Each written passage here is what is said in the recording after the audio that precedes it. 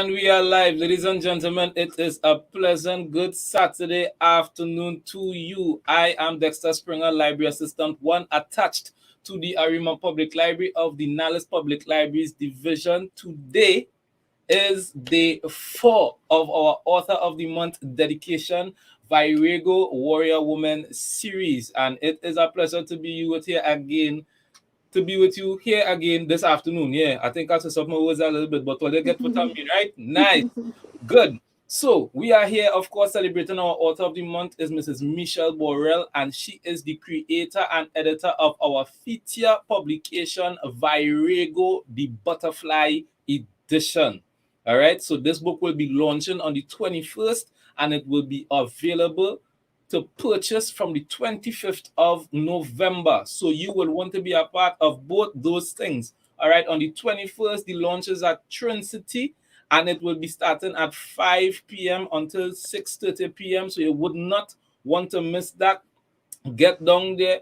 The book will be releasing on the 25th, but on launch day, you may have the opportunity to buy some copies that will be there. All right, so first come, first serve. All right, so get there. It will be at Trinity Mall. You wouldn't want to miss that. You'll hear more about that afterwards. All right, so if each afternoon for the next 12 days or so, we already had today's day 4, so we already have 3 days. All right, we would have had Mrs. Borrell on the first day. We had Sasha on the second day, and yesterday we had none other than Miss A.P. Toussaint with us. And today we have another Virago with us, another warrior woman with us today. A lovely smile, real cool, real, and I'm going local tuning or real cool. You're cool, right? You're cool. So we're gonna meet Lori today. All right. Now, Lori is a family photographer as well as a children's book author and illustrator. She has run a successful photography business for 10 years and is currently working on her children's book line that focuses on helping parents teach their children respect, emotional resilience, acceptance, and love. Ladies and gentlemen, boys and girls, I present to you today none other than Miss Lori Borde. Oh my Lori. goodness. Thank you so much for having me, and what a wonderful introduction. Oh gosh, it's a pleasure. It's a pleasure. As well, as I say, we had a little interaction before, and I tell you, I was looking forward to this afternoon to speak with you. All right. So I know we have some people. I'm sure we have some people that first of all, I know you might have some people you might want to thank just for your sponsors who would have made it possible in terms of your contribution to the book. So I'll allow you the chance to do that. Absolutely. Thank you so much. We really are so grateful to all our sponsors. And those are Extra Foods, KFC, Medical Associates, Trinity Mall, Nexus Advertising, and GMGT Live. Nice. Good.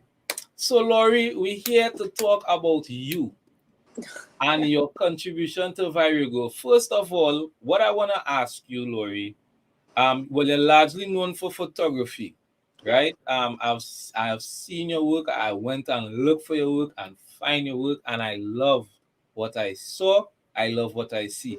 So, what made you get into the art form of photography? Because I consider it an art form. And what made you get into photography?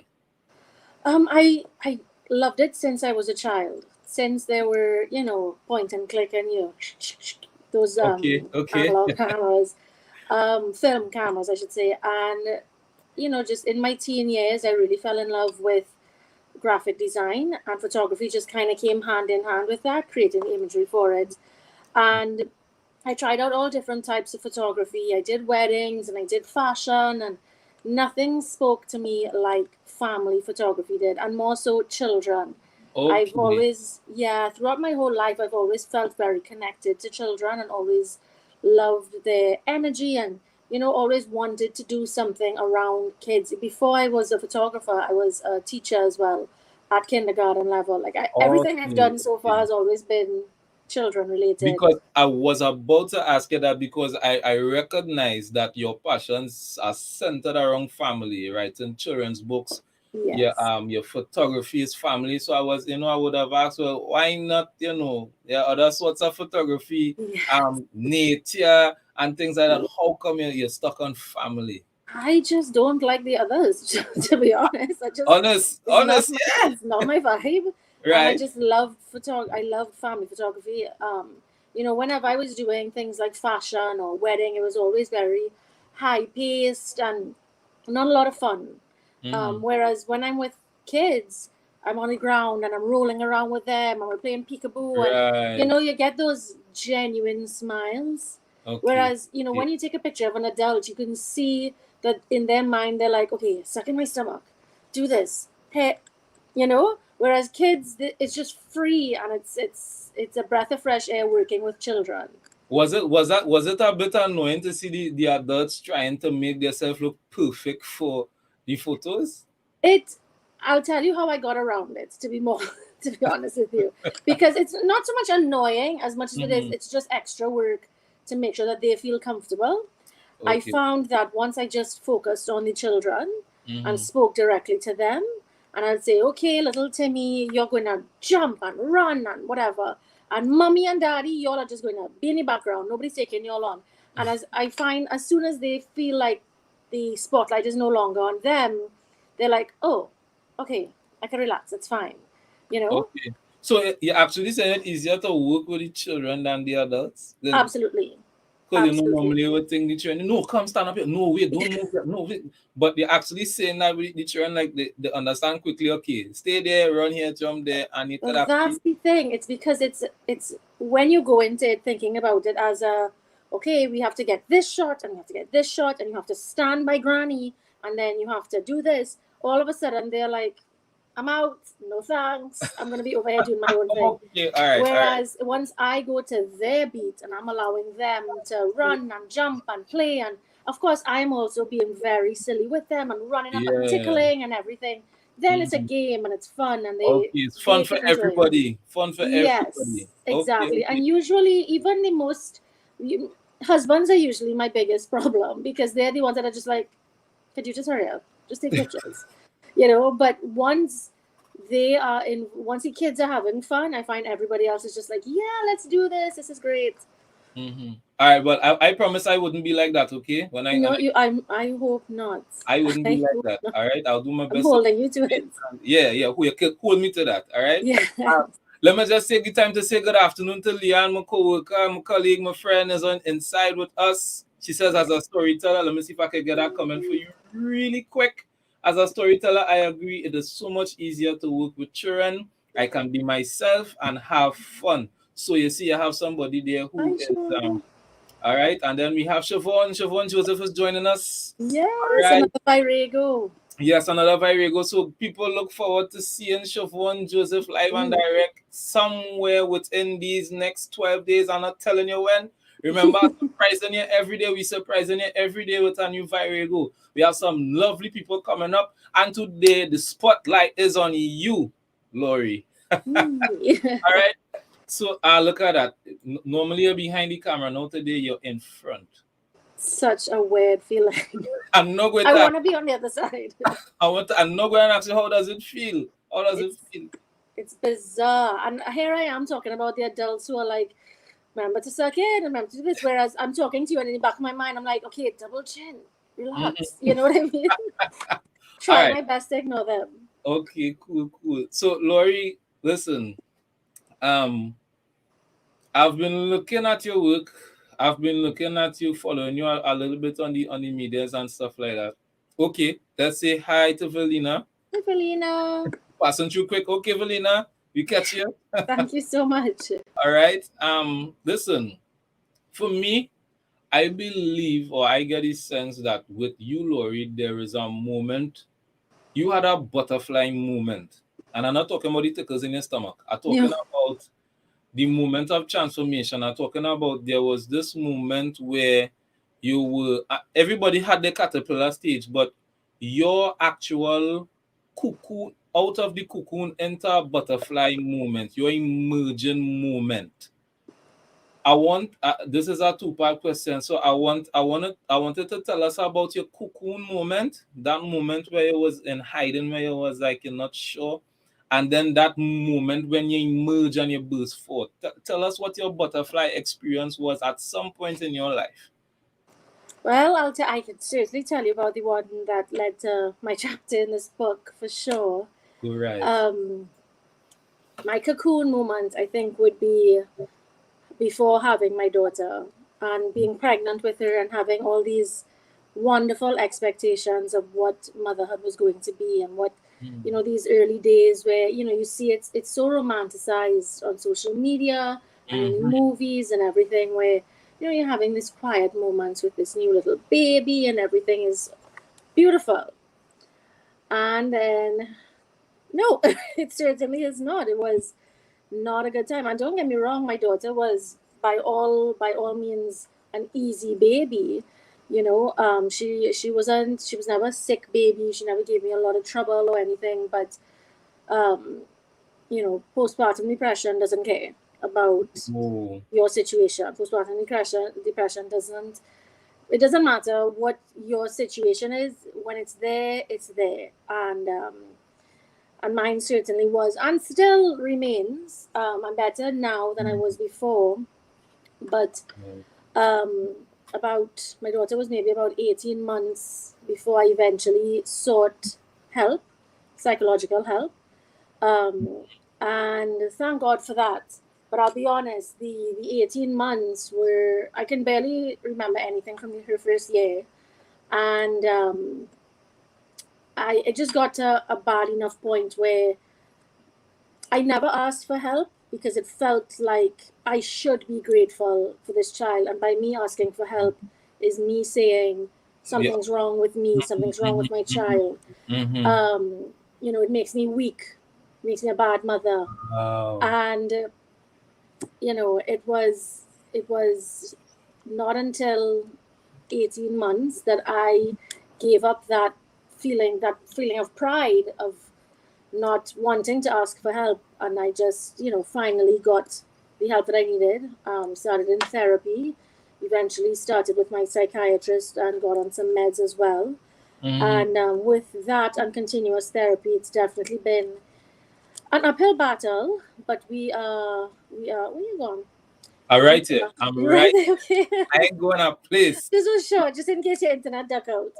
Now your spotlight is on you, so yeah, listening. And what was my biggest takeaway, I think, from therapy was, and it's very much prevalent in the book, in my chapter, is that my therapist made me see that all that I was doing, all that I cared to be for her, because my biggest fear was that I was not enough for her, that I would let her down. This is hard to talk about, boy.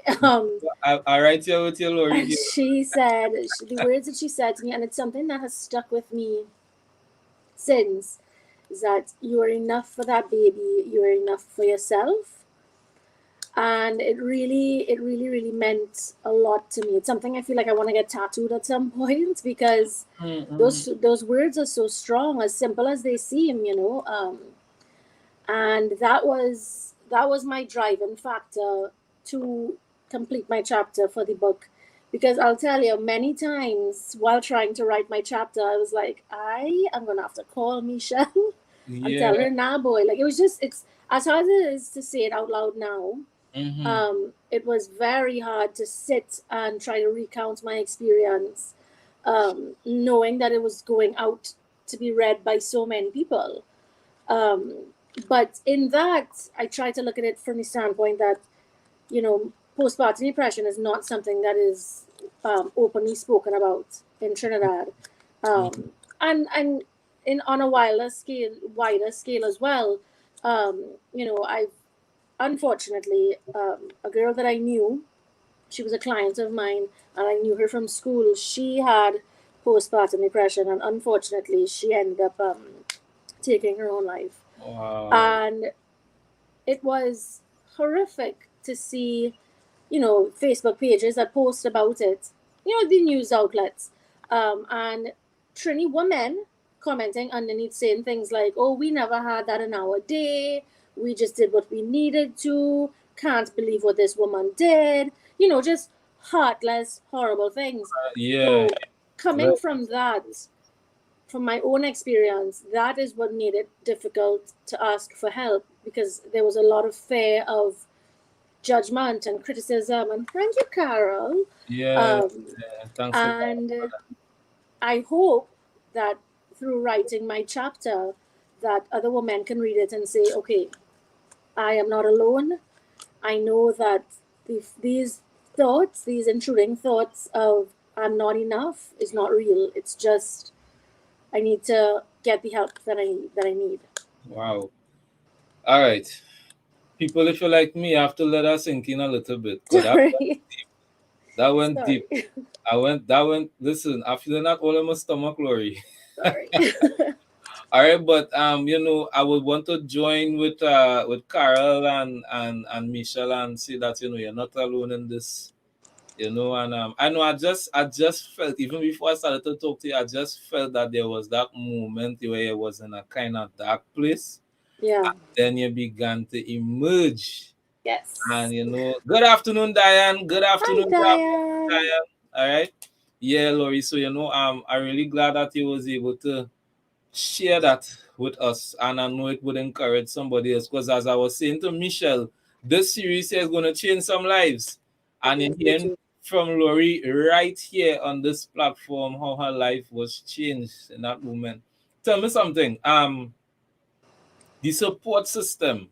What was the support system like coming out of that dark place, or even during now? I know you would not have been calling out for help. You probably would have been putting on a nice face, a nice smile, but deep inside, rain falling heavy, and you can't see in front of you.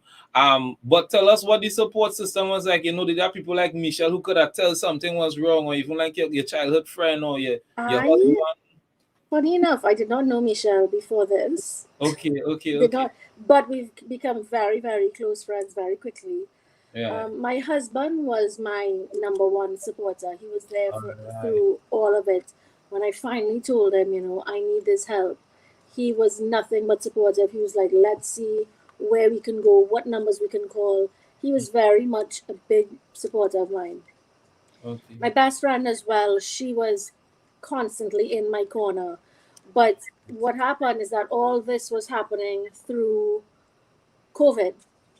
Ooh. So, and I was definitely one of those that was like, COVID, I am seeing nobody.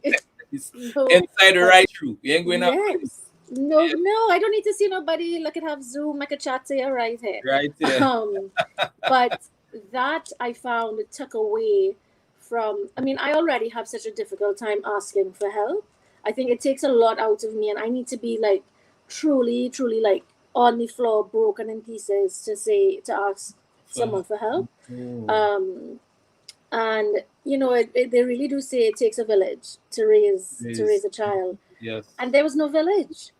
There was no village. There was just me, my husband, and my friend, and that was kind of it. And my therapist. A very small village. A very, very small. Yes, it's just a house. On that topic, do you think I know you mentioned before that is not that we really don't pay attention to it in Trinidad, but have you ever seen since then or tried to raise any kind of awareness or see anybody seeing what you go through?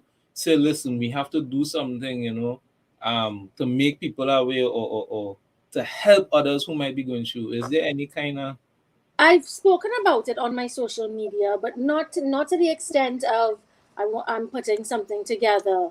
Okay. Or anything like that. What I do try to do, because like you said, I'm a photographer, so I meet moms day in and day out, and this is something that I try to encourage other people to do too. When you find a mom who's just had a baby, she's gonna eventually tell you about that baby. You're gonna know all about the 10 toes. You're gonna know all about the birth weight, how many times your child pooped for the day. She will tell you. But the first thing that you should be addressing is her. How are you? Yes, How are you going? Because I you're am still a taking person. note of that. I am taking note of that. It's important. It's very important because so many people, even down to yesterday, I did a shoot for somebody who I've known for years, and her son just turned 1. And, I asked her, how are you? And she was like, I don't even know how to answer that question. Good, I guess. I'm fine.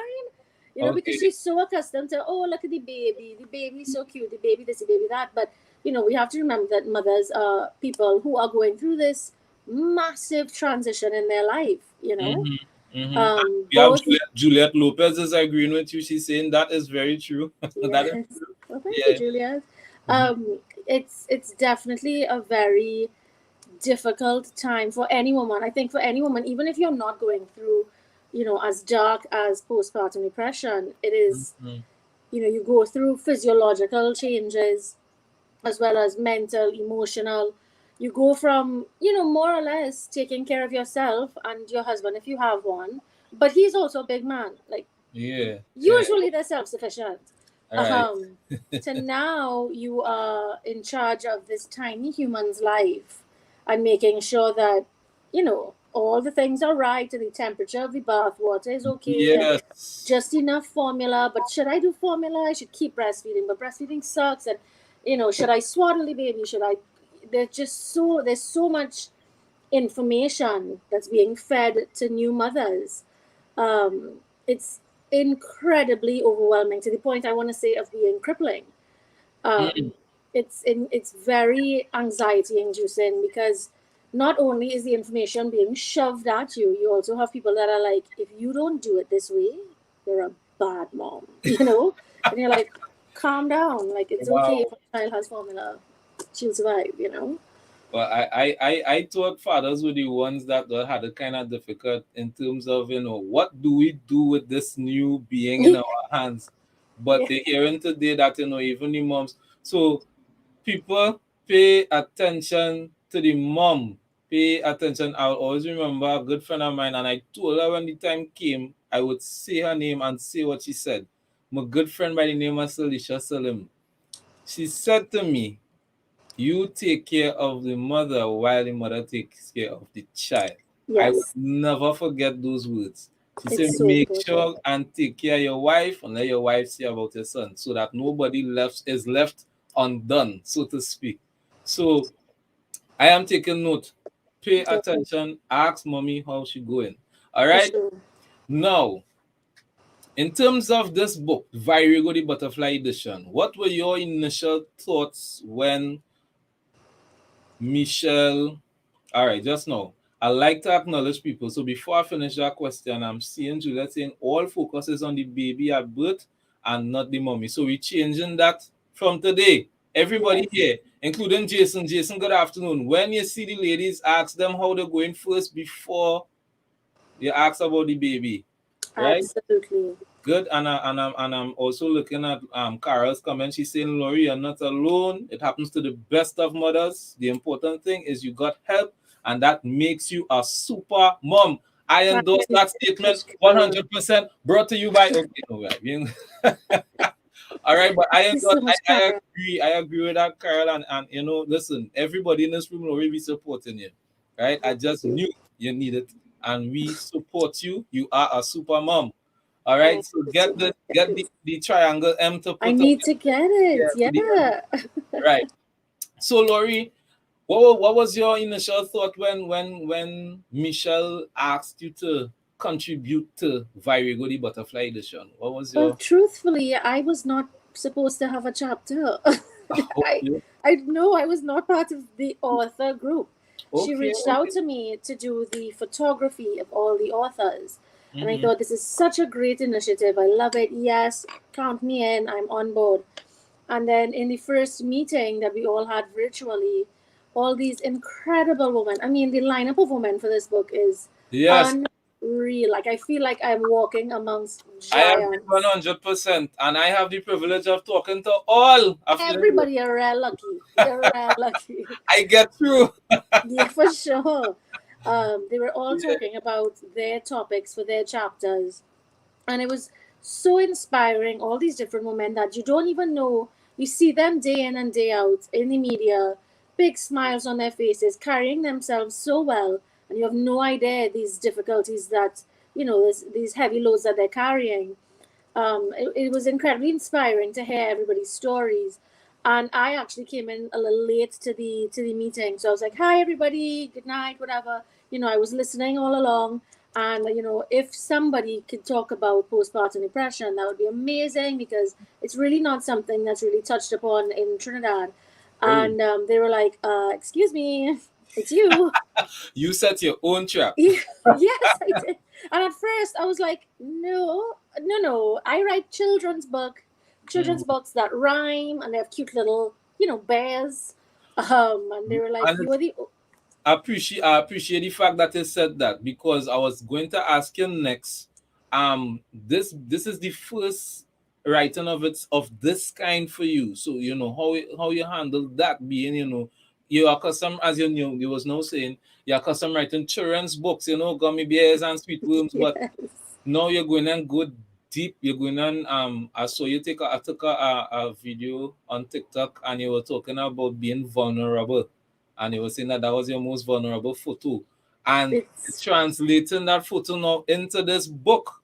This yes. is this is the highest that you could get in terms of vulnerability. So I mean, Yes.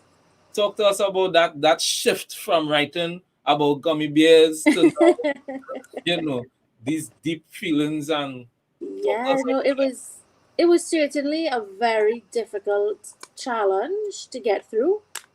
Um, because it's something that, though I had started putting in the work in therapy, um, I don't want to talk about with people. that. I could be vulnerable in my therapist's office for an hour, and Hmm. then I'll stop crying and I'll see you next week and Yeah. bye. And that's As between you and your opposed therapist. exactly just Right. me and her, and Yeah. she's sworn to secrecy. Whereas here, I'm putting it out for the world to see Yeah. my Going on rawest, it. deepest Mhm. emotions. But like I said, I keep trying to tell myself this is for a bigger cause. This is not just about me. And if one woman can read that story and say, I'm gonna get help too, Mm. then I've done everything I need to do. Well, all right. I love that. If you could change one life, you've done Just your job. one, All just right. one. It. So would you consider doing a book like this again, or so, or writing work like this again, apart from your children's work? Or would you just, all right, that's over with, I'm going back to my children's books now, back to gummy bears? Or would you, you think you might want to write another book about something close to your heart? What do you think about that? Well, my children's books, as much as they do have bears, not gummy bears, bears in them, a lot of what my books focus on is teaching children the emotional resilience. So Mm-hmm. I feel like if I, as a child, had the opportunity to, when we grew up, the older generation said things like, "I'll give you something to cry about," Yeah, or yeah, you feel you have something to be worried about right now. Wait until you're big and old like me. Things like that, which are very dismissive to a child, and it yes. teaches you to suppress your emotions. I heard those things. I did. You must have. It's very much ingrained in our culture, you Yeah. know. Mm, And what that leads to is adults who don't like to express their emotions because they were never really taught how to. yes. So I, that's why in my books I really wanted for my daughter Holly to have a strong foundation of emotional intelligence and emotional resilience, so mm, that she wouldn't have to be a 30-year-old in therapy trying to figure out how to process her emotions. right. So Okay. that to me, as much as my children's books are not delving deep into my experiences per se, my Mhm. books are the focus behind all of them is to help parents to teach emotional resilience. But do you think just it just came to mind? Do you think that it what difficult or easy to, let's probably say, translate the info you would get towards the child in your books for the adults to help adults bounce back Absolutely. emotionally? Is it a little difficult to make that translation? Not You at all. I'll tell Okay. you, I'll be very honest with you. I've gotten reviews from different people who Mm-hmm. have bought a second book. My first book is called I Am Except When I'm Not. Right. So, we try to teach children you're strong and you're brave, and you want them to have these fantastic qualities. Right. But even as adults, we're not strong all the time. We're Mm-hmm. not brave. I'm scared all the time. I Yes, cry a we whole have lot. all weak moments. We have all weak moments. Yes. Yes, for sure. Mm-hmm. And it's funny that you use that word, weak, because it doesn't make you weak to feel sad and to be able to express it, or to be able to express that you're scared. It's a natural human experience, you know. So my book really, it delves into like, I'm strong except when I'm not. Sometimes I need to ask for help. Sometimes I am scared, and that's okay. I'm going to learn to deal with it as opposed to push it to the side. So yeah, I've had a couple parents who've messaged me to say I need a second copy because I keep one in my handbag. Wow. Which I love. So the book as it is already helping adults. It is. Wow. It is. That and I actually, it's funny because I haven't put out this book yet. And it was not my intention to use this as a platform for Hello Holly at all. But I'm just going to answer the question and then move along. I did write a book for affirmations for moms. It's called I Am a Mom. And it rhymes the same way that my children's books do. But it's basically just reassuring moms. Okay. You're okay. This is a rough patch, but you're doing the best you can. Your baby is happy and healthy. You're enough. Wow. This is deep. It's a lot, yeah. Deep. All right. So Lori, of course, we want to thank you so much. Do you have anybody that you would want to thank who has been your day one, who has been there with you, supporting you through it all ever since, even through the writing of this book, where you have to be so open?